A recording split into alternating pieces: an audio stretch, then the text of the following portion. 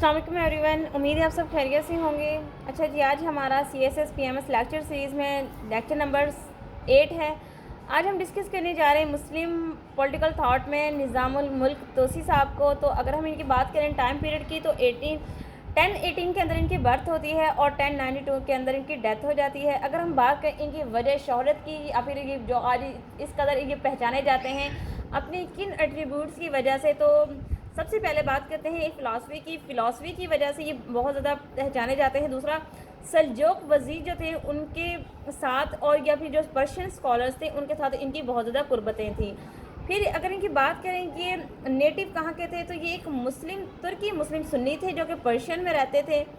इसके अलावा इन्होंने बहुत सारे बादशाहों के साथ इसने अपनी ज़िंदगी गुजारी, ना सिर्फ ज़िंदगी गुजारी बल्कि उनकी खिदमतें भी की। इसके अलावा हम बात करें, ज़ाहिर इन्होंने बादशाहों के साथ ज़िंदगी गुजारी है तो इन्होंने बहुत ज़्यादा स्टडी की थी मोनार्कल सिस्टम पे, यानी कि बादशाहत पे बहुत ज़्यादा स्टडी की है।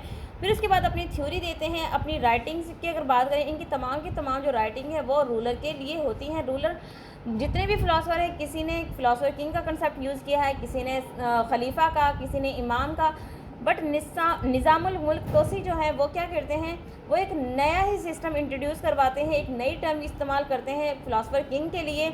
तो वो अपने बादशाह को, फ़िलासफ़र किंग को, रूलर को, लीडर को क्या कहते हैं, सुल्तान। तो इसके अलावा मलिक शाह की खिदमत में 20 साल रहे हैं और उनकी खिदमतें करते रहे हैं। इसके अलावा अगर हम बात करें, ये बहुत ही करीबी साथी थे हसन बिन सबा के।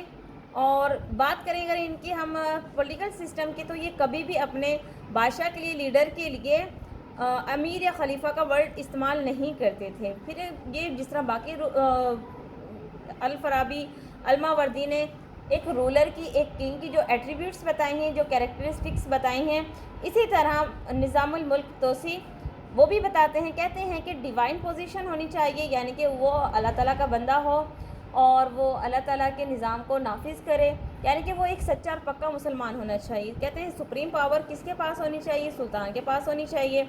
विजडम गॉड गिवन होनी चाहिए, यानी कि वो इंटेलेक्चुअल पर्सन हो, क्योंकि ज़ाहिर स्टेट के अफेयर संभाले हैं तो एक इंसान को हर लिहाज से समझदार और अक्ल का मुजाहरा करना चाहिए। क्योंकि अगर इंसान बेवकूफ़ होगा और वो मेंटली तौर पे स्ट्रॉन्ग नहीं होगा तो वो कभी भी स्टेट को तरक्की की तरफ नहीं लेके जा सकता। नेक्स्ट वो कहते हैं कि लोगों को उसकी पैरवी करनी चाहिए, जिस तरह हमें वेस्टर्न फ़िलासफ़र्स बताते हैं।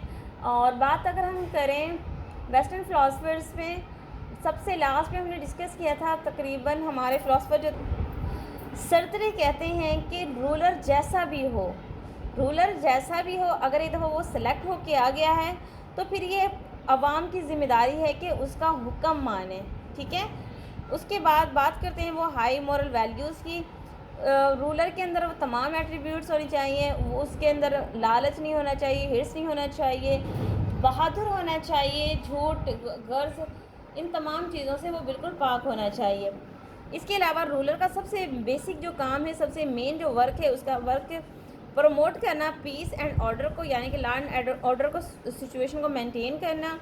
फिर रिलीजन के बारे में वो बात करते हैं, रिलीजन और जो स्टेट है, क्योंकि वेस्टर्न फिलोसफर्स हमेशा रिलीजन से स्टेट को अलग कर देते हैं, लेकिन यहाँ पे निज़ामुल मुल्क तोसी क्या करते हैं, वो कहते हैं religion and state are two brothers, ठीक है। फिर वो रिलीजन और किंग के दरमियान का रिलेशन बताते हैं। कहते हैं अगर एक किंग कभी भी रिलीजन नहीं होगा तो किसी सूरत भी वो अपनी स्टेट के मामला को नहीं देख सकता, इसलिए किंग का ज़रूरी है कि वो एक रिलीजियस वाइज पर्सन हो। फिर कहते हैं कि किंग को फॉलोअर होना चाहिए रिलीजन का, और फिर जस्टिस जो है वो प्राइमरी होनी चाहिए इन स्टेट। तो कहते हैं जब तक स्टेट के अंदर जस्टिस नहीं होगी तब तक स्टेट कभी भी तरक्की की तरफ नहीं जाएगी। तो ये थी हमारी निज़ामुल मुल्क तोसी की थ्योरी या फिर उनकी फ़िलासफ़ी जो वो बताते हैं, जिनको हमने क्विकली एक समरी के टर्म में हमने इसको देखा। उम्मीद है आपको चीज़ें समझ आ गई होंगी। इंशाल्लाह मिलेंगे अपने नए वीडियो लेक्चर में, तब तक अपना ख्याल रखिएगा। जज़ाकल्लाह, अल्लाह हाफ़िज़।